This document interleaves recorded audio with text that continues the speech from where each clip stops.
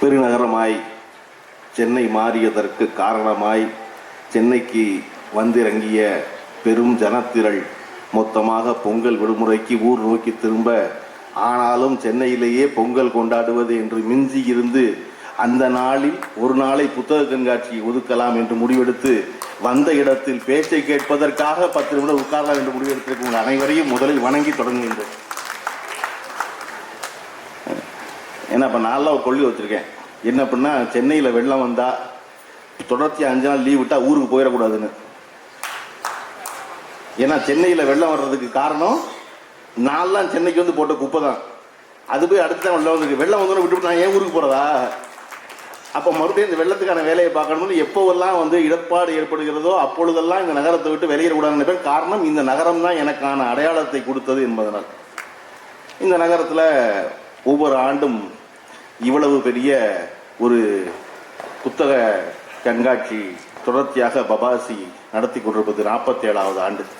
இப்போ கடந்த 2 ஆண்டுகளாக தமிழ்நாட்டில் அரசு மாறிய பிறகு, திராவிட முன்னேற்ற கழகம் ஆட்சிக்கு வந்த பிறகு தமிழ்நாட்டில் இருக்கும் அனைத்து மாவட்டங்களிலும் புத்தக கண்காட்சி நடைபெற்றுக் கொண்டிருக்கின்றன. தொடர்ச்சியாக இது அதுக்கெல்லாம் மூத்த ஒரு புத்தக கண்காட்சியாக சென்னையில் தொடர்ச்சியாக நடைபெற்று வருகிறது. இந்த முறை நாட்களை நீட்டித்து அரங்கத்தை கூட்டி நடத்தி கொண்டிருக்கிறார்கள். நான் நம்ம கிருங்கை சேதுபதி பேராசிரியர் பேசிக்கிட்டு இருக்கும்போது அவங்க கொடுத்து ஸ்லிப்பு கொடுத்தாங்க. எனக்கு தெரியும் அவர் 46 நிமிஷம் தான் முடிப்பார். ஏன்னா அவர் கல்லூரி பேராசிரியர், பணி அடித்து கேட்டே முடிச்சு பழக்கப்பட்டவர். 45 நிமிஷத்துக்கு முன்னாடி முடிக்க வராது பேச்சு. நான் அதில் இருக்க முடிச்சுட்டு வரப்போ 40 நிமிஷம் ஆயிடுச்சு அப்படின்னு ரொம்ப அடர்வான பல செய்திகளை சொன்னார். நிறைய வந்து நான் யோசித்தேன், ஒரு பேச்சுக்கு வந்து இவ்வளவு தயார் பண்ணி வந்திருக்காரு. நமக்கு வரலாற்றை வாசித்தல்னு ஒரு தலைப்பு கொடுத்துருக்காங்க. வரலாற்றை வாசித்தலை பற்றி நம்ம இப்போ என்ன சொல்கிறது அப்படின்னு யோசிச்சுக்கிட்டே இருந்தேன். வரலாறு என்பது நம்ம எல்லோருக்கும் தெரிந்த ஒரு பாடம். குறைஞ்சபட்சம் அந்த சொல் தெரியும். இப்போ தத்துவம் அப்படின்னா ஒரு குழப்பம் இருக்கும். ஆந்த்ரோபாலஜி அப்படின்னா குழப்பம் இருக்கும். எனக்குலாம் ஆந்த்ரோபாலஜினா என்னென்னு தெரியும் ரொம்ப காரணம் பள்ளிக்கூடத்தில் சப்ஜெக்ட் இல்லது. ஆனால் வரலாறு அப்படின்னா நம்ம எல்லாரும் பள்ளிக்கூடத்தில் குறைஞ்சபட்சம் 10 வருஷம் படிச்சிருக்கோம். அதனால் வரலாறு தெரியும். வரலாற்றை வாசித்தலினில் என்ன அப்படின்னா, முதல்ல எது வரலாறு, எனக்கு என்ன வரலாறு தெரியும் அப்படின்னு யோசிச்சு பார்த்தா, ஒரு ஓவராலாக இந்தியாவில் வந்து அசோகர் மரணட்டது தெரியும். தமிழ்நாட்டை எடுத்துக்கிட்டோம்னா வேலுநாச்சியார் தெரியும், வீரத்துக்கு போராடினவங்க தெரியும், வீரபாண்டிய கட்டபொம்மன் தெரியும், இப்படி கொஞ்சம் கொஞ்சம் தெரியும். இது எல்லாம் வந்து அதுக்கப்புறம் பின்னாடி வந்து சேர்ந்த நம்மை ஆட்சி செய்த வெள்ளைக்காரர்கள் பேர் கொஞ்சம் பேர் தெரியும். மவுண்ட் பேட்டன் தெரியும், வாரணாசிங் தெரியும், அதெல்லாம் படிச்சிருக்கோம். அதுக்கப்புறம் நமக்கு வரலாறு பாடமாக எங்கே முடிஞ்சிருது அப்படின்னா, 1947 இந்தியா சுதந்திரம் பெற்றது என்பதோடு வரலாறு முடிஞ்சிருது. அப்போ நான் ராமச்சந்திர குஹாங்கிற ஒரு ஆசிரியருடைய இந்தியா காந்திக்கு பிறகு அப்படின்னு ஒரு புத்தகம் கிடைக்கிறாங்க. இந்தியா காந்திக்கு பிறகுங்கிற தலைப்பு தான் என்னை முதல்ல ஈர்த்துச்சு. அந்த புத்தகத்தில் ராமச்சந்திர குஹா சொல்றாருடைய முன்னுரையில், நம்ம எப்போ பார்த்தாலும் பழையதையே வரலாறுன்னு படிச்சுக்கிட்டு இருக்கோம், சமகாலத்தை படிக்கவே மாட்டேங்கிறோம். நம்ம சமகாலத்தை படிக்கணும்ல.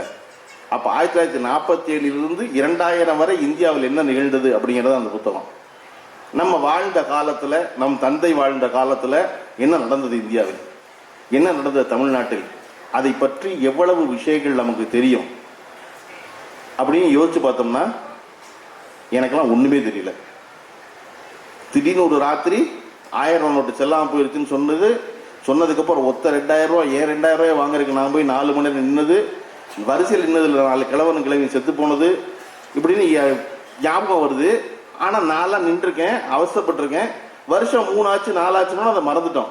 அப்படி ஒன்று நடந்தாவே தெரியல. அது வரலாறா அப்படின்னா அது வரலாறு. அதை குறிச்சிருக்கோமா தெரியல. கோவிட்னு ஒரு பெருந்தொற்று நின்னதுக்கு ராத்திரி 8:30 மணிக்கு மொத்த நாட்டையும் இழுத்து மூடியாச்சு. 8:30 மணிக்கு மொத்த நாட்டையும் இழுத்து மூடினா பணம் இருக்கவெல்லாம் வீட்டில் இருந்துட்டான். இல்லாதவன் பூரா 10,000 மைல் இந்த தேசம் பூரா நடந்தான். கையில் பைய தூக்கிக்கிட்டு ஒவ்வொருத்தரும் சொந்த ஊருக்கு போறதுக்கு இந்த நாடு பூரா நடந்து செத்தான். எதற்கு உணர்ச்சி? சாலமன் பாப்பையாங்கிற பேராசிரியர் எல்லாருக்கும் தெரியும். எல்லா திருவிழா காலங்களிலும் பட்டிமன்றங்களில் வந்து உங்க எல்லாரையும் கிச்சு கிச்சு மூட்டி மகிழ்ச்சிப்படுத்துறவர். நம்ம எல்லாரையும் மகிழ்ச்சிப்படுத்துகிற சாலமன் பாப்பையா அவர்கள் எனக்கு பேராசிரியர். அவர் நீங்க ஒரு இடத்துலையும் உணர்ச்சி வசப்பட்டு பார்த்துடவே முடியாது. சரியா வடியா அப்படித்தாயா இருப்பாங்க அப்படிங்கிற தோணு இருக்கும் அவர்கிட்ட எப்பவுமே. அவர் கோவிட் காலத்தில் இந்த தேசம் முழுவதும் தொழிலாளர்கள் நடந்த நடையை பார்த்துட்டு புரிஞ்சு பொறுக்க முடியாம கேவி கேவி அழுது ஒரு வீடியோ கொடுத்தாரு. என் நாட்டு மக்கள் இத்தனை ஆண்டு கால வளர்ச்சிக்கு பிறகு இப்படி ரோட்ல நடக்க வச்சுட்டீங்களா பாவிகளான அழுதார் அவர். அப்ப எதற்கும் உணர்ச்சி வசப்படாத சலவன் பப்பையா அவர்கள் இவ்வளவு உணர்ச்சி வசப்பட்டு அழுத நாள் நம்ம எல்லாருக்கும் ஞாபகம் இருக்கு. நம்ம எல்லாரும் பார்த்தோம். ஆனா வருஷம் 3 ஆச்சு, மறந்து மறுபடியும் எல்லாரும் அந்த கேடு எதனால் நிகழ்ந்தது என்பது இல்லாம வந்துடும். அப்ப அது வரலாறா? அது வரலாறு. இதுதான் வரலாறு. இன்றைக்கு நாம் என்ன நிகழ்ந்து கொண்டிருந்தது, என்னவெல்லாம் நடந்திருக்கு, எதவெல்லாம் நம்ம ஞாபகம் வச்சுக்கணும், எதையெல்லாம் பதிவு பண்ணணுங்கிறது இருக்கு இல்லையா?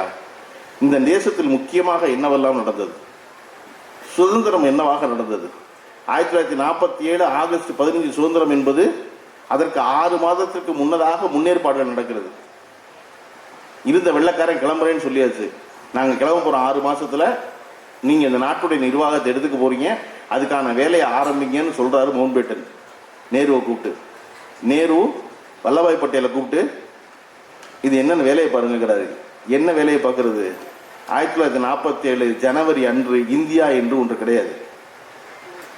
1947 ஜனவரி மாதம் இந்தியா என்பது 557 சமஸ்தானங்களால் இணைக்கப்பட்டிருந்த ஒன்று. 557 இணையாத சமஸ்தானங்கள். அப்ப வல்லபாய் பட்டேல் அவர்கள் ஜனவரி 1947 ஒரு அதிகாரியை கூப்பிட்டு, அந்த அதிகாரி பேரு விபி மேனன். அந்த விபி மேனனை கூப்பிட்டு நீங்க போய் இந்த சமஸ்தானத்தெல்லாம் பேசி முதல்ல இந்தியா ஒன்னாக்குங்க. அதுக்கு முன்னாடி இந்தியாவில் என்ன இருந்துச்சுன்னா ஒரு ஒற்றை ரயில் பாதையும் ஒரு தபால் சேவை மட்டும் இருந்துச்சு இணைக்கிறது. அப்ப இதெல்லாம் ஒன்னாக்குங்கன்னு சொல்லும் பொழுது விபி மேனன் 1947 ஜனவரியிலிருந்து 1947 ஆகஸ்ட் மாசத்துக்குள்ள இந்தியாவை வலதும் இடதுமாக 3 முறை போயிட்டு வந்தார். மேலும் கீழுமா போய் எல்லா சமஸ்தானங்களையும் பேசி இந்த இந்தியா ஒன்றாக இணைத்து தைக்கப்பட்டது. அன்னைக்கு தான் இது இந்தியாவாகுது. அதுல திருவிதாங்கூர் சமஸ்தானம் வந்து ரொம்ப கோச்சுக்கிறாங்க. நாங்க உங்களோட வரல, நீங்க பரதேசி பயில, உங்ககிட்ட பணமும் இல்லை ஒண்ணும் இல்லை, வெள்ளக்காரன் வெளியே போயிட்டாங்கன்னா அந்த நாட்டில் வெறும் பஞ்சம் தான் மிஞ்சும், நீங்க நாங்க உங்களோட வரணும், எங்களுக்கு இயற்கையான ஒரு துறைமுகம் இருக்கு, அந்த துறைமுகத்தை வச்சு நாங்க பொழைச்சுக்கிறோம் வேற நாட்டு பக்கம் வியாபாரம் பண்ணி அப்படின்னு திருவிதாங்கூர் சமஸ்தான மன்னருக்கு யோசனை சொன்ன திவான் யாருன்னா சிபி ராமசாமி. அந்த சிபி ராமசாமி தான் நம்ம மெட்ராஸ்ல வச்சிருக்க பேரு. சிபி ராமசாமி ரோடு இருக்கு இல்லையா, அந்த திவான் தான் இந்தியாவோட சேரக்கூடாதுன்னு சொன்னவர் அவர். அப்புறம் அவரை வந்து விபி மேனன் பார்த்துக்கிட்டு இல்லையா அதெல்லாம் கிடையாதுன்னு சொல்லி சமாதானப்படுத்தி கொண்டு வந்து இப்படி திருவிதாங்கூர் சமஸ்தானத்திலிருந்து ஹைதராபாத் சமஸ்தானத்திலிருந்து புதுக்கோட்டையிலிருந்து எல்லா சமஸ்தானங்களையும் ஒன்றிணைத்து இந்தியா ஒன்று கட்டப்பட்டது. அப்படி கட்டப்பட்டது வல்லபாய் பட்டேல் தலைமையில் கட்டப்பட்டதுனாலதான் வல்லபாய் பட்டேலுக்கு இரும்பு மனிதர்னு பேர் வச்சது. 1947 ஆகஸ்ட்ல கொடியேற்றினாங்க. கொடியேற்றும் போது நேரு இருந்தாரு, வல்லபாய் பட்டேல் இருந்தாரு, மவுண்ட் பேட்டன் இருந்தாரு, எல்லாரும் இருந்தாங்க. இந்த இந்தியாவை ஒன்றாக இணைத்து கட்டிய விபி மேனன் அந்த கூட்டத்திலே இல்லை. அப்ப இதை போல அதிகாரிகள் 100 பேர், அறிவாளிகள் 100 பேர் இந்த தேசத்துக்கு ஒரு வேலை செஞ்சிருக்காங்க. அந்த வரலாறு அங்கிருந்து தொடங்கணும்னா நம்ம சமகாலத்தில் நிகழ்ந்தவைகளை வரலாறாக நாம் அறிந்திருந்தோமா, நம்ம அதை சொன்னோமா அப்படிங்கிறதுல. அப்ப அதெல்லாம் எப்படி சொல்றது அப்படின்னா, எனக்கு ஒரு ராமச்சந்திர குகா கையில கிடைச்சது போல உங்களுக்கு ஒன்று கிடைக்கக்கூடும். அது இன்றைக்கு இருக்கிற ஒரு புத்தகமா இருக்கக்கூடும், சாதாரண ஏதோ ஒரு புத்தகமா இருக்கக்கூடும். ஏன் ஒவ்வொரு புத்தக கண்காட்சியிலையும் நம்ம பேராசிரியர் மாதிரி பல 100 நூல்கள் கற்றவர்கள் வந்து மறுபடியும் உங்களை படிங்க படிங்க படிங்க என்னைய படிங்க படிங்க படிக்கன்னு சொல்றதுக்கான காரணம் என்ன அப்படின்னா, படிப்பதன் வாயிலாக நாம் நம் காலத்தின் வரலாறை அறிந்து கொள்கிறோம். ஒரு புத்தகம் என்பது இன்றைய காலகட்டத்தை எது பிரதிபலிக்கிறதோ அது மட்டும்தான் உங்களுக்கு பிடிச்ச புத்தகமா இருக்க முடியும். இன்றைய காலகட்டம்னா காலகட்டம்னு ஒன்று இருக்கா என்ன, அந்த காலகட்டத்தில் வாழ்ந்த மனிதர்கள் தான். அந்த மனிதர்களை பிரதிபலிச்சா அது அந்த காலத்தை பிரதிபலிக்குது, அந்த காலத்தை பிரதிபலிச்சா அந்த காலம் வரலாறா பதிவுபடுகிறது. அந்த வரலாறை படிச்சா நமக்கு மறுபடியும் அடுத்த தலைமுறைக்கு சொல்வதற்கு கடத்துவதற்கு ஒரு செய்தி இருக்கு. நீங்க நினைச்சு பாருங்க, இந்த இந்தியாவில் மனித உயிர்கள் எவ்வளவு மலினமாக நடத்தப்படுகிறது என்பதற்கு நம்ம கோவிட் காலத்தில் நடந்த உதாரணம் சொன்னேன். இதுக்கு அப்படியே 60 வருஷத்துக்கு முன்னாடி பார்த்தீங்கன்னா மிகப்பெரிய உலகத்திலேயே மிக கொடூரமான ஒரு இண்டஸ்ட்ரியல் டிசாஸ்டர் என்பது போபாலுடைய விஷவாயு.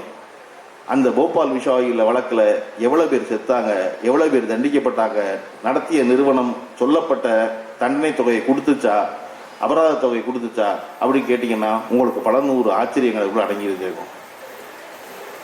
அப்ப அதுல நம்ம பாடம் கத்துக்காதனாலதான் இதுல பாடம் கத்துக்கல.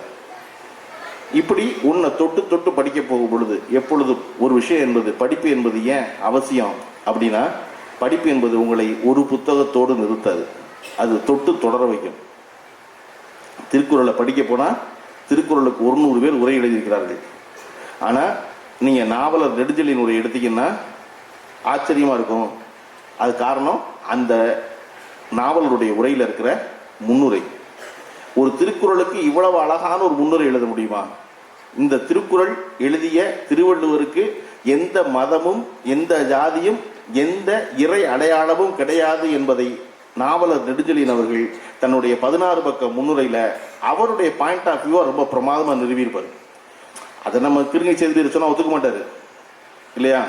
அவர் படிப்பை சரஸ்வதிட்டாரு, பூஜை பண்ணுங்கன்றாரு இல்லையா? என்ன கேட்டீங்கன்னா, ஏன்பா எல்லாத்தையும் பூஜை பண்ணி காலி பண்றீங்க? பூஜை பண்ணாதீங்க. எது ஒன்றுக்கு உயர்ந்த ஸ்தானத்தை கொடுக்கின்றீர்களோ கொடுக்கும் பொழுதே அதை ஒருவனிலிருந்து ஒழிக்கின்றீர்கள் என்று பொருள். அதை எல்லாருக்கும் தான் ஆக்கணும். இந்த உலகம் ஒப்புக்கொண்ட விஞ்ஞானி ஸ்டீஃபன் ஹாக்கிங் இப்ப கடைசி வரையும் மனித உடல் மொத்தமும் செயல்படாமல் போய் மூளை மட்டுமே செயல்பட்ட ஸ்டீஃபன் ஹாக்கிங் சொல்றாரு, இந்த உலகத்தில் கடவுள் என்று ஒன்று இல்லவே இல்லை. அப்படி ஒரு இருந்திருந்தால் இந்த உலகத்தை படைப்பதற்கு முன்னால் அவர் என்ன செய்து கொண்டிருக்குவார் அப்படின்ட்டு ஸ்டீஃபன் ஹாக்கிங் சொல்றாரு. அவர் என்ன பண்ணிக்கிட்டு இருந்தாரு? கடவுளை நம்பாதவெல்லாம் நரகத்துக்கு போயிடுவேன்னு சொல்றதுக்காக அந்த உலகத்தை படைச்சுக்கிட்டு தருகிறது. எனக்கு கடவுளை பற்றி பயம் இருக்கிறதா என்று கேட்டால் எனக்கு கடவுளை பற்றி பயம் இல்லை. ஆனால் கடவுளை நம்புகிறவர்கள் பற்றி மிகுந்த பயம் இருக்கிறது. ஸ்டீஃபன் ஹாக்கிங், எனக்கு ஸ்டீஃபன் ஹாக்கிங் எழுதின வரியிலே ரொம்ப பிடிச்ச வரி, எப்பொழுதும் எவராலும் மறுக்க முடியாத வரி அந்த வரி தான். எனக்கு கடவுளை பற்றி அச்சம் கிடையாது, கடவுளை பற்றிய பயம் கிடையாது. ஆனா கடவுளை நம்புகிறவர்கள் பற்றி மிகுந்த பயம் இருக்கிறது. ஏன்னா என்ன சொல்லுவான்னு தெரியாது. எல்லாத்தையும் புனிதப்படுத்தி எனக்கு சேராம பண்ணிட்டா என்ன செய்யறது இல்லையா? படிப்பு ரொம்ப முக்கியம் தான் சொல்லணும், அதை போய் நம்ம சரஸ்வதினு சொல்லக்கூடாது. பணம் ரொம்ப முக்கியம் சொல்லணும், அதை போய் லட்சுமின்னு சொல்லக்கூடாது. அப்ப இங்க எல்லாம் அவசியம், பணம் அவசியம், படிப்பு அவசியம். அதற்கு அனாவசிய உயர் பீடங்கள் கொடுக்க வேண்டியதில்லை. அண்ணன் பேசும்போது வரி சொன்னாரு, தமிழ்தாய் வாழ்த்து முழுமையான பாடல் நீங்க படிக்கல, அரசியல் காரணங்களுக்காக அது மாற்றப்பட்டது அப்படின்னு. தமிழ்தாய் வாழ்த்து மாற்றப்படலை. தமிழ்தாய் வாழ்த்தில் இருக்க சில வரிகள் குறைக்கப்பட்டது, புதுசா எழுதல. மனோன்மணியும் சுந்தரபிள்ளை எழுதினதே தான் பாட்டு. அதை ஏன் குறைச்சாங்க அப்படின்னா, ஏன்னா நம்ம வரலாறு சொல்றோம்ல, இந்தியாவில் எந்த மொழிக்கும் பாட்டு இல்லை, தமிழ்நாட்டில் மட்டும் ஏன் பாட்டு? நம்ம மட்டும் என்ன கொண்டாடுறோம் 55 வருஷமா அப்படின்னா அது அறிஞர் அண்ணாவின் ஆசை. இது இந்த நாட்டில் நடந்த அரசு விழாக்கள் எல்லாவற்றிலும் இறை வணக்கம் தான் பாடப்பட்டுச்சு, கடவுள் வாழ்த்து பாடப்பட்டுச்சு. கடவுள் வாழ்த்து பாடப்படும்போது எல்லா மதத்தினரும் வாழும் ஒரு மாநிலத்தில் நீங்க மறுபடியும் ஒரு மதத்தை சார்ந்து பாடக்கூடாது. அப்படி பாடுறது உடனே சொன்னா வருத்தப்படுவாங்க, பாடுங்க. ஆனா அதுக்கு முன்னாடி ஒரு தமிழ்தாய் வாழ்த்து பாடி ஆரம்பிக்கணும்னு மனோன்மணி சுந்தரபிள்ளையுடைய பாட்டை எடுத்து இன்னைக்கு நம்ம பாடிக்கிட்டு இருக்க பாட்டை ஆக்கணும்னு அண்ணா விரும்பினார். அண்ணா எதிர்பாராத விதமாக நோயுற்று இறந்து போனதனால் 1970 முதல்வர், அன்றைய முதல்வராக இருந்த கலைஞர் கருணாநிதி அவர்கள் அதை அரசு பாடலாக மாற்றினார். மாற்றி எல்லா அரசு பாடல்களையும் அதை பாடணும்னு சொன்னாங்க. அந்த தமிழ்தாய் வாழ்த்து ஒரு மொழியை கொண்டாடி நம்ம பாடுற பாட்டு. அதுல இருந்து ஏன் 2 வரியை குறைச்சாங்கன்னு நம்ம சொல்லணும். பேராசிரியர் மாதிரி படிச்ச ஆட்கள் எல்லா இடத்துலையும் அது என்ன செஞ்சிச்சுன்னா, குறிப்பிட்ட சாராருடைய விருப்ப எண்ணத்தை, அவர்களுடைய நம்பிக்கையை தப்பா சொல்றதா இருந்துச்சு. ஆரியத்தை ஒழிப்புக்கு வந்ததுதான் திராவிடம். ஆனா அந்த பாட்டில் என்ன இருந்துச்சா, ஆரியம் போல் வழக்கொழிந்து சிதையா உன் சீரிழமை திறமையந்து செயல்மறந்து வாழ்த்துது இருந்துச்சு. ஆரியம் வழக்கொழிஞ்சிருச்சு, ஆரியம் இல்ல அப்படின்னு சொல்ல வந்ததான் திராவிடம். ஆனா கலைஞர் என்ன நினைச்சாருன்னா, சொன்ன வருத்தப்படுவான், அவனு தானே இருக்கான் 3% இருந்துட்டு போறான். ஆரியம் ஒளிஞ்சிருச்சுன்னு சொன்னா வருத்தம், ஒளிஞ்சிருச்சுன்னு சொல்ல வேண்டாம், அந்த வரியை தூக்கிடுங்க. அதனால இந்த பாட்டு மாற்றப்படல. ஒரு சாரார் மனம் புண்படுமோன்னு சொல்லி தூக்குனாங்க. யார் சாரார்? இவருடைய கருத்துக்கு நேர் எதிர்கருத்து வச்சிருந்த மனம் புண்படுமோன்னு தூக்குனாங்க. அதனால நம்ம கொண்டாடுனாங்க. அது புரியாம போன வருஷம் துப்புரக்கு விழாவில் முழு பாட்டு போடுறாங்க. நீங்க ஒழிச்சிட்டீங்கன்னு சொல்ல வேண்டாம் நினைச்சுதான்டா தூக்கி இருக்கத. நீங்க மறுபடியும் உட்கார்ந்துக்கிட்டு முழுமையான தமிழ்தாய் வாழ்த்து பாடுகிறோம் நாங்கள் அடமடப்ப இல்லா, நீங்க எல்லாம் மன வருத்தப்படுவீங்கன்னு தூக்கி இருக்கு. ஆரியம் போல் வழக்கொழுந்து சிதையா ஒரு சீரிழமை திறமையந்து செயல்படும். நீ ஆரியம் ஒளிஞ்சிருச்சுமா, ஏன் தமிழ்தாய் நீ ஒழிய மாட்ட, உன்னை வாழ்த்தணும் இருந்த பாட்டு அது. அப்ப வரலாறு என்பது தொடர்ச்சியாக எல்லோரும் இன்பமாக வாழுவதற்காக ஒரு மாற்றத்தை செய்து கொண்டே இருக்கிறது இல்லையா? நம்ம இந்திய அரசியலமைப்பு சட்டம் எல்லாரும் நல்லா இருக்கணுங்கிற எழுதப்பட்டதுதான். ஆனா எழுதப்பட்ட 3 ஆண்டுகளில் திருத்தப்பட்டது. ஏன் திருத்துறோம் அப்படின்னா, காலம் மாற மாற இங்க எல்லா மனிதர்களையும் இன்க்ளூசிவா உள்ள வச்சுக்கணுங்கிறக்காக திருத்திக்கிட்டே இருக்கும். வைரமுத்து அவர்கள் தொல்காப்பியத்தை பத்தி எழுத வரும்போது ரொம்ப பிரமாதம் சொல்லுவாரு. இந்திய அரசியலமைப்பு சட்டம் இத்தனை அறிஞர்கள் ஒன்று கூடி பார்த்து பார்த்து செய்யப்பட்டது. ஆனா அது இத்தனை முறை திருத்தப்பட்டு விட்டது. ஆனா 3000 ஆண்டு காலமாக இருக்கிற தொல்காப்பியம் ஒரு இலக்கணம் எழுதுனா தமிழ்ல அந்த இலக்கணத்தை ஒருத்தரும் மாற்றவே முடியல. அதனால அந்த மொழியை நாங்க அவ்வளவு கொண்டாடுறோம் அப்படின்னு சொல்லி வைரமுத்து எழுதியிருப்பாரு. இங்க வரலாற்று ஒன்று எழுந்து கொண்டே இருக்கிறது. ஏன்னு நம்ம பதிவு பண்றது ரொம்ப முக்கியமா இருக்கு. ஏன்னு தெரிஞ்சுக்கிறது முக்கியமா இருக்கு. ஏன்னு கூடவே போய் சொல்ல வேண்டியது இருக்கு ஒவ்வொரு தடவையும். ஏன்னா இங்க போய் ரொம்ப வேகமா போய் கேட்கும் போது நல்லா இருக்குல்ல, ஆமா ஆமா அப்படின்னு இல்லையா? நம்ம தமிழக இந்திய வரலாறு சொல்றோம், தமிழ்நாட்டு வரலாறு தெரியணும்ல. தமிழ்நாட்டு வரலாறு என்னவாக இருந்தது? ஏன் ஒரு கட்சி ஒரு சித்தாந்தம் திராவிட முன்னேற்ற கழகம் 1967 ஆட்சிக்கு வருது? இந்தியாவில் முதல் முறையாக ஒரு மாநில கட்சி ஆட்சிக்கு வருது. அதுக்கு வரை காங்கிரஸ் ஆட்சி. காரணம் முழுக்க ஒரு சுதந்திர ஜோஷ்ல இருந்தாங்க எவ்வளவு பேரும். காங்கிரஸுக்குனே வேற யாரும் இல்லை சுதந்திரம் வாங்கி கொடுத்தவர்கள்னு. ஆனா 67 முதல்ல இந்தியாவில் கேரளாவில் வந்து கம்யூனிஸ்டும், மேற்கு வங்கத்தில் அவர்கள் தேசிய கட்சி, அப்ப கம்யூனிஸ்ட் கட்சி அன்று தேசிய கட்சி. ஒரே ஒரு மாநில கட்சி திராவிட முன்னேற்ற கழகம் மட்டும்தான் 1967 தமிழ்நாட்டில் ஆட்சிக்கு வந்துச்சு. இந்தியாவே ஆச்சரியமா திரும்பி பார்த்துச்சு அறிஞர் அண்ணாவை. யாரா அந்த அண்ணாதுரை? குட்டையா அழுக்கா கசங்கன வேட்டி சட்டையோட மூக்குப்பொடி போட்டு மீச பூரா பிரவுன் கலர்ல ஆகி போன ஆளுக்கு பின்னாடி பூரா 30 வயசு ஆளா நிக்கிறான் அவ்வளவு பேரும். அந்த பக்கம் எதிர்நிலை நிக்கிறேன் பூரா வயசானது சீனியர் மோஸ்ட் ஆளு, சுதந்திரத்துக்கு போராடினவங்க. ஏன்னா இந்த அண்ணாதுரை நம்பியாட இவ்வளவு பேர் கிளம்பி வந்தாங்க. இந்த அண்ணாதுரை நம்பியாட இவ்வளவு பேர் ஓட்டு போட்டாங்க. இந்தியா அப்பொழுதுதான் முதல் முறையாக அண்ணாதுரை உற்று பார்த்தது. அண்ணாதுரை ஆட்சிக்கு வருவதற்கு, அறிஞர் அண்ணாதுரை வருவதற்கு முன்னாடி என்னவெல்லாம் நிகழ்ந்திருக்கு? அது ஏன் திராவிட கழகம் இருந்துச்சு? திராவிட கழகம் என்ன இருந்துச்சு? எல்லாருமே இந்திய எதிர்த்தாங்களே. ஏன் இந்திய எதிர்த்ததுக்கான இந்தியாவிலேயே முதல் முறையாக நம்ம தான் மொழிக்காக போராடுறோம். அன்னைக்கு மொழிக்கு போராடாம இல்ல தேசியம் தான் முக்கியம் சொல்லிக்கிட்டு மாநிலங்கள் எல்லாம் இன்று தங்கள் மொழியை காப்பாற்ற போராடி கொண்டிருக்கின்றன. ஒவ்வொருத்தரும் தமிழ்நாடு பாருன்னு சொல்வதற்கான காரணம் நம்ம முதல்ல முடிச்சுக்கிட்டவங்க.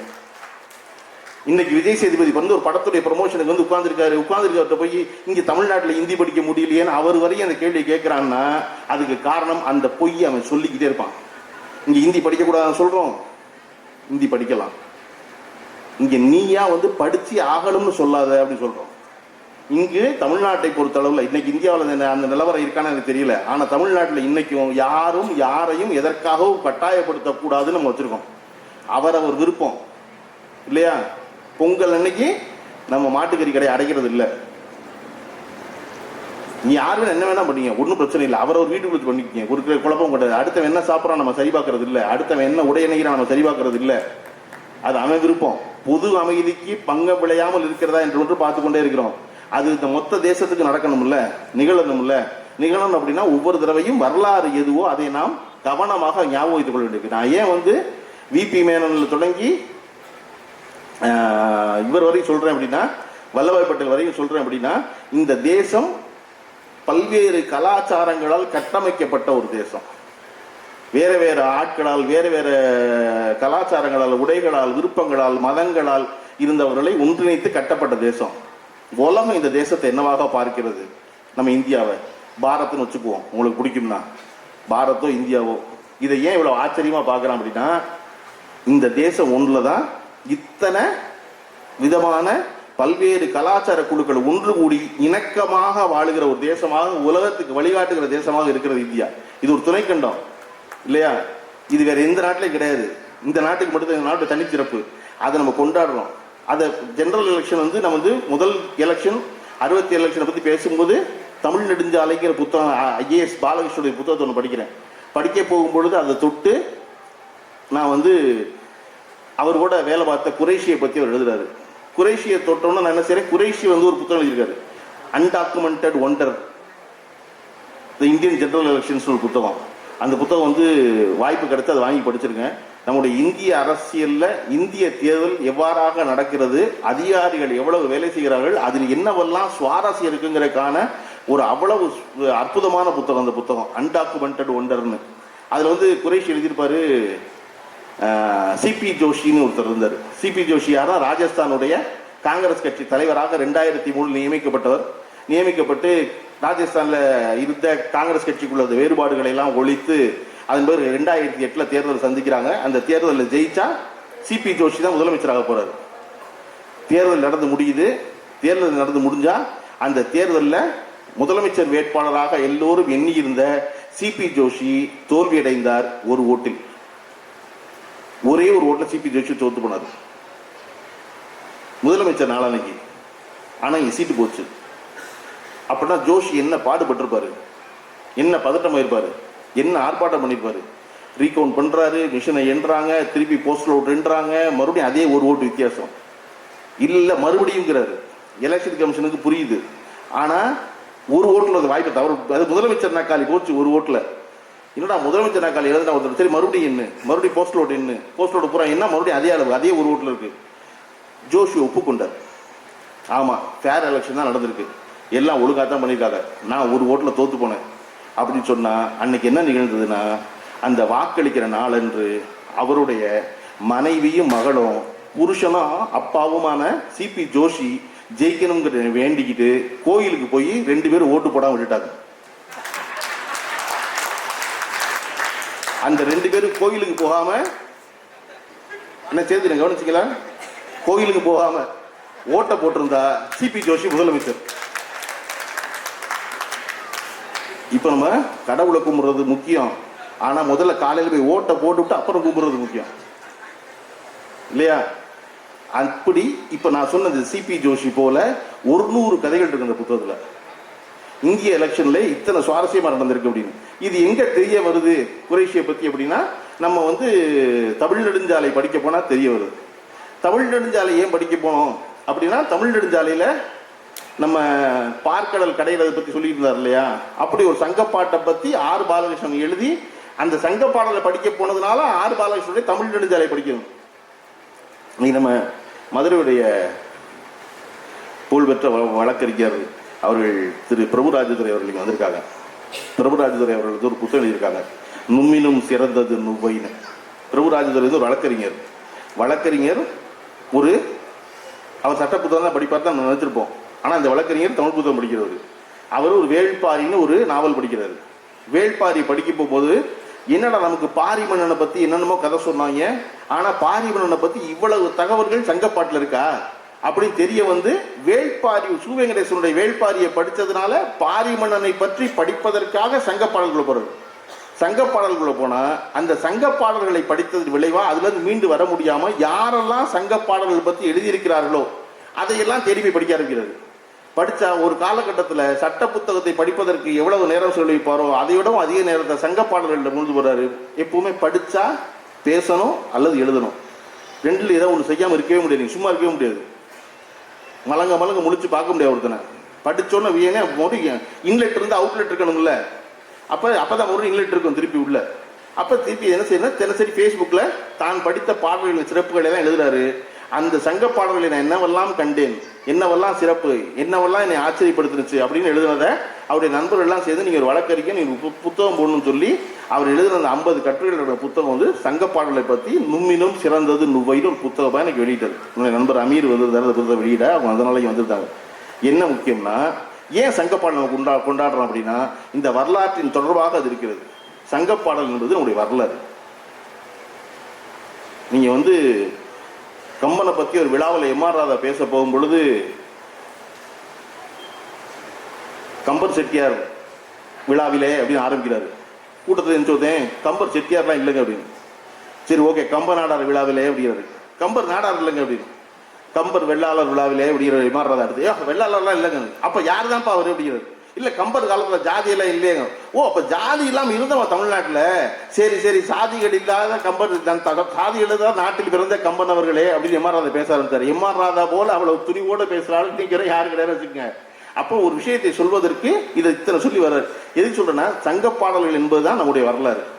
நம்ம என்ன செஞ்சிருக்கோம், நம்ம மொழியினுடைய சிறப்பு என்ன, இந்த மக்கள் என்னவாக இருந்தார்கள், இந்த நாடு என்னவாக இருந்தது, இவர்கள் கலாச்சாரம் என்னவாக இருந்தது, இவர்கள் உணவு என்ன, இது எல்லாத்தையும் நம்ம பாட்டாக்கி வச்சிருக்கோம். நம்ம சங்கப்பாட்டை தேடினா நம்முடைய வாழ்வு என்னன்னு தெரிஞ்சிடும். அதைத்தான் நான் அப்போதே உங்களுக்கு திருக்குறளுக்கு சொல்ல வந்து மாறி எழுதுற வந்துட்டேன். திருக்குறள் உரையை படிக்கும் பொழுது பல்வேறு ஆட்களுடைய உரை இருக்கு. திருக்குறள் ரொம்ப பழைய புத்தகம் தமிழ்ல, ஆனா இன்னைக்கும் அது ரொம்ப புதுசு. ஏன்னா அது படிப்பவருடைய அறிவுக்கு தகுந்தாற் போல் செய்தியை மாற்றுது. ஒரு குறள் உண்டு, நெடுநீர் மறவி மடி துயில் நான்கும் கெடுநீரார் காமக்கல்லன்னு ஒரு குறள் இருக்கு. நெடுநீர், நெடுநீர் தான் ஒரு காரியத்தை நீட்டி செய்யறவன். அரை மணி நேரத்தில் முடிக்க வேண்டிய வேலையை 4 மணி நேரம் பார்க்குறான்ல, அது நெடுநீர். மறவினா மறதி, மடினா சோம்பல். மலையாளத்தில் இன்னமும் சொல்லிருக்கு, என்னடா ஏன்டா அந்த வேலை செய்யலைன்னா ஒரே மடியா இருக்கு அப்படிமா. மடினா சோம்பல். நெடுநீர் மறவி மடி துயில். துயில்லாம் நம்ம எல்லாருக்கும் தெரியும். துயில்லாம் தூக்கம் இல்லை, துயில்லாம் ஹேங் ஓவர். உறக்கம் தான் தூக்கம். விறகு வெட்டி உறக்கம் கொள்ளுவான், மன்னர் துயில் கொள்வான். அது தூக்கமும் இல்லை முழிப்பும் இல்லை, அப்படியே ஒரு மந்தகாச நிலையில் அப்படியே இருக்கிறது.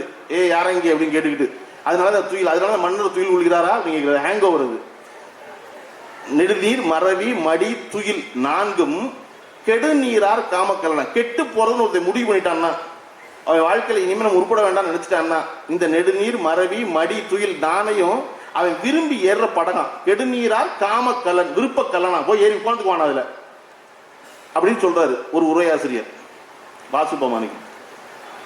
அதுக்கு அப்படியே தேவநாய பவனர் என்ன சொல்றாரு அதே குறளுக்கு, நெடுநீர் மறவி மடி துயில் நான்கும் கெடுநீரார் காம கலன்னா அதை அணிகலனா எடுத்து போட்டுக்குவானா, பதக்கம் மாதிரி நினைச்சுக்கிட்டு. மறதி, ஹேங் ஓவரு, இதெல்லாம் நான் வாங்கின பதக்கம் அப்படின்னு எடுத்து போடுவான். நெடுநீர் மறவி மடி துயில் நான்கும் கெடுநீரார் காம கலன், அணிகலன்னு சொல்றாரு. இது ரெண்டுமே நல்லா இருக்கு. அதுக்கு இவர் ஒரு விளக்கம் சொல்றாரு, அவர் விளக்கம் சொல்றாரு. அது விரும்பி ஏறுற படகோ விரும்பி அணிஞ்சுக்கிற பதக்கமோ, ஆனா அந்த செய்தி அவர்கள் இருவரும் சொல்லும் அழகு இருக்குல்ல, அந்த அழகு தான் மறுபடியும் திருக்குறளை படிக்க வைக்குது. இன்னொருவர் இன்னொரு பொருள் சொல்லக்கூடும். இதையெல்லாம் எங்கேயாவது உட்கார்ந்து அந்த வள்ளுவம் பார்த்து சிரிச்சுக்கிட்டே இருக்கலாம். என்னடா நான் எழுதவே இப்பெல்லாம் நினைக்கவே இல்லை, நீங்க இப்படி விளக்கம் சொல்றீங்க அப்படின்னு. இயேசுவின் பெருமை அப்போஸ்தலர் ஆளுங்க மாதிரி குறளின் பெருமை உரை எழுதுவதால் ஆயிரும். அப்படி ஒரு புத்தகத்தை தொட்டதன் விளைவாக தொடர்ச்சியாக போவதற்குள்ள அதை எல்லாரும் தொடர்ச்சியாக செய்யணுங்கிறக்காகத்தான் ஒவ்வொரு ஆண்டும் ஒவ்வொரு புத்தகம் எழுத பேசுறாங்க. பேசுபவர்கள் எல்லாரும் கவனமா ஒன்று பேசுறாங்க, உங்க பிள்ளையில படிக்க வைங்க, உங்க பிள்ளையில படிக்க வைங்க, உங்க பிள்ளையில படிக்க வைங்க அப்படின்னா. பிள்ளையில படிக்கிறது நீ பேராசிரியர் யோசனை சொன்னாங்க, நீங்க அவங்க முன்னாடி உட்காந்து படிங்க, அது ரொம்ப நல்ல யோசனை. நீங்க முன்னாடி உட்காந்து படிச்சாதான் பிள்ளைய படிப்பாங்க அப்படின்னு. அதை விட முக்கியம் ஒன்று இருக்கு, எவ்வளவு நேரத்துக்கு நடிக்க முடியும் படிக்கிற மாதிரியே இல்லையா? படிக்கிற மாதிரி நடிச்சா படிக்க முடியாது. அதுக்கு இன்னொரு வழி இருக்கு. நீங்களும் உங்க நண்பர்களும், நீங்களும் உங்க மனைவியும் மனைவி நண்பர்களும் பேசிக்கிட்டு இருக்கும் பொழுது புள்ளைய உள்ள போய் உட்கார்ந்து சொல்லாம இருக்க, புள்ள படிக்க ஆரம்பிச்சிடும். நாங்க பெரியவங்க பேசிக்கிட்டு இருக்கோம், நீ என்ன இங்க பண்ணிட்டு இருக்க, உள்ள போ அப்படின்னு. இந்த பெரியவர்கள் பேசுவது அந்த புள்ளைக்கு சுவாரஸ்யம் எப்ப தட்ட ஆரம்பிக்கும்னா, பெரியவர்கள் அறிவா பேசினா சுவாரஸ்யம் தட்டும். எனக்கு தெரியாத உங்க அப்பனை பத்தி, கல்யாணத்தன்னைக்கு ஏமாத்தினவன் தானே அவன் அப்படின்னு நீங்களும், ஆமாமா உங்க வீட்டுல ஒருத்தரும் படிச்சது இல்லை, நான் ஒருத்தி தான் படிச்சு உங்க வீட்டுக்கு வாக்கப்பட்டு வந்தேன்னு அவளும் பேசிக்கிட்டே இருந்தா பிள்ளைக்கு படிப்பு மேல சுவாரஸ்யம் தட்டாது. நீங்க உங்க வீட்டுக்கு வந்து நண்பரோட அப்படியே பேசுவீங்க? பேச மாட்டீங்க. உங்க துறை சார்ந்த ஒரு நண்பர் வரும் பொழுது, இப்ப ராஜதுரை இருக்காரு வழக்கறிஞர், அவரை பார்க்க ஒரு வழக்கறிஞர் வர்றாரு, அவர்கள் சந்திச்ச ஒரு வழக்கு பேசுவாங்க. நானும் இயக்குனர் அமீர் சந்திக்கிறான். பேசும்போது நான் குறைஷி புத்தகம் ஒன்று படிச்சேங்க, அதுல சிபி ஜோஷி மாதிரி ஒரு சுவாரஸ்யம் இருக்குங்க அப்படின்னா, அப்படியா அப்படின்னு அவருக்கு தெரிஞ்ச அவர் ஒரு சுவாரஸ்யம் சொல்லுவார். மனிதர்கள் எப்பொழுதுமே நீங்க உயர்வை பேசுனீங்கன்னா எய்தாப்புலக்கால் உயர்வை பேசுவாங்க, நீங்க காசி பண்ணீங்கன்னா எய்தாப்புலக்கால் காசி பண்ணுவான், நீங்க புகார் பண்ணீங்கன்னா எய்தாப்புலக்கு புகார் பண்ணுவான். அவன் தனியா ஒன்று செய்யவே மாட்டான். அப்ப நம்ம உயர்ந்ததை பேசும்போது, படித்ததை பகிர்ந்து கொள்ளும் பொழுது, உடன் இருக்கிற என் மகனோ அமீர் மகனோ என்ன நினைப்பான்னா, ஓ நீங்க குறைசியெல்லாம் பேசுறாங்க, ஒருத்த வீட்டில் தோத்து போனானா அப்படின்னு நினைக்கிற அந்த கல்லூரி மாணவன் அவன் உன்னை படிக்க கிளம்புவான், அவன் உன்னை தேட ஆரம்பிப்பான். அப்ப இங்க பெரியவர்கள் பேசும் பொழுது பிள்ளையில உள்ள போய் உட்காரு, நீ போய் படி, இங்க என்ன வாயை பார்த்துக்கிட்டு இருக்க அப்படின்னு சொல்லாம இருக்கணும். காரணம், அப்படி சொல்லாத பெரியவர்கள் சூழ்ந்து இருந்ததால் தான் நான் என்னை சுத்தி இருந்த பெரியவர்கள் பூரா பேசுறத வாயை பார்த்து தான் நான் வளர்ந்தேன். அவர்கள் பேசியது பூரா ஆச்சரிய செய்தியா இருந்துச்சு. அந்த ஆச்சரிய செய்தியை அதை தொட்டு ஆர்வம் ஏற்பட்டதால் போய் என்னால எந்த இடத்துல முடியும் அதுல ஒன்று தேட போன அந்த நூல் ஆசிரியர், அந்த புத்தகத்தினுடைய ஆசிரியர் அதை விட ஆச்சரியப்படுத்தினார். அப்படி இது ஒரே ஒரு புத்தகத்தை ஒரு தடவை ஒருத்தர் படிச்சிடான்னா விடாம படிச்சிருவான். இவன் படிக்க எது முக்கியம் அப்படின்னா, அவன் படிக்கும் பொழுது மட்டும்தான் இந்த வரலாறை நினைவில் வைத்து இந்த தேசத்திற்காக என்னவெல்லாம் மாறுதல் நிகழப்போகிறதோ, என்னவெல்லாம் மாற்றம் நிகழணுமோ அது தொடர்பாக அவன் சிந்திக்கிறான். நம்ம இன்னும் 6 மாதத்தில் தேர்தலை சந்திக்க போகிறோம். இந்த தேசம் மிக முக்கியமான தேர்தலாக நான் நினைக்கிறேன். அது இல்லையா? நான் தேசம் ஒன்றாக நினைக்கிறேன். ஒரே நாடு ஒரே தேர்தலாம் மனசுக்குள்ள சிரிப்பாக தான் இருக்குது. ஏன்னா அந்த நாட்டில் ஒரே ஜிஎஸ்டி கிடையாது. உங்களுக்கு தெரியுமா? ஒரே ஜிஎஸ்டி கிடையாது. நீங்கள் தமிழ்நாட்டு மாநிலத்தோட ஜிஎஸ்டி வச்சுருந்தீங்கன்னா இங்கே திருப்பி ரீஇம்பர்ஸ் பண்ணலாம், திருப்பி வாங்கிக்கலாம். நீங்கள் போய் மும்பையில் ஒரு ஹோட்டலில் தங்கி உங்கள் தமிழ்நாடு ஜிஎஸ்டி கொடுத்தீங்கன்னா திருப்பி பணத்தை வாங்க முடியாது. மும்பையில் உங்களுக்கு ஒரு கம்பெனி ஆரம்பித்து மும்பையில் ஒரு ஜிஎஸ்டி வாங்கியிருந்தா தான் அந்த பணத்தை திருப்பி வாங்க முடியும். நீங்கள் பெங்களூருக்கு போனீங்கன்னா பெங்களூரில் வேறு ஜிஎஸ்டி. என்னடா ஒரே நாடு ஒரே தேர்தல் இல்லைங்க, ஒரே நாடு ஒரே ஜிஎஸ்டி கிடையாதா? மாநிலத்துக்கு ஒரு ஜிஎஸ்டியா? அப்போ இது தெரியணும்னா அதை பற்றி, இந்த நாடு பற்றி, புத்தகம் பற்றி யோசிக்க வேண்டியிருக்கிறது. இந்த சந்திக்க போகிற தேர்தல் மிக முக்கியமான தேர்தல். அந்த தேர்தல் தான் நாம் இதுவரையும் கட்டி காத்து வந்த எல்லோரும் இணைந்து இன்பமாக வாழும் இந்தியா என்பதை உலகத்திற்கு தொடர்ந்து சொல்ல போகிறோமா இல்லையா என்பதை முடிவு பண்ண போகிற தேர்தல். அதனால தான் உங்களுக்கு சிபி ஜோஷி கதை சொன்னேன். நீங்கள் ஓட்டு அப்புறம் போட்டுக்கலாம், இப்போ இருந்துடாதீங்க. அந்த ஒரு ஓட்டு ரொம்ப முக்கியம். அதுதான் எல்லாத்தையும் மாற்ற போகுது. அதனால மிகச்சிறந்த நூல் வாசித்து, மிகச்சிறந்த சிந்தனை மிகச்சிறந்த அரசை தேர்ந்தெடுப்பது நம் பொறுப்பு. அந்த பொறுப்பில் சிறப்பாக பங்காற்றுவோம் என்று சொல்லி வாய்ப்பு கொடுத்த அனைவருக்கும் நன்றி சொல்லி விடைபெறுகிறேன். நன்றி, வணக்கம்.